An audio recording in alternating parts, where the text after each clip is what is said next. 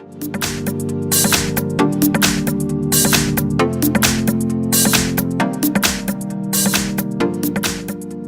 have MICROMAX Canvas 6 and let me show you how to reset DRM license on the following device. So at the very beginning, let's start by using your home screen. Find and select the apps icon. Here you need to scroll down in order to choose settings. So here you have settings. Then scroll down one more time and choose here backup and reset.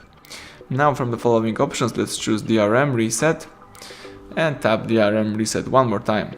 So this operation will delete all of the license on this device. If you are aware of this, let's tap continue. That's it, license have been deleted successfully. You can go back and start using your device in a normal way. So thank you for watching, please subscribe our channel and leave thumbs up under the video.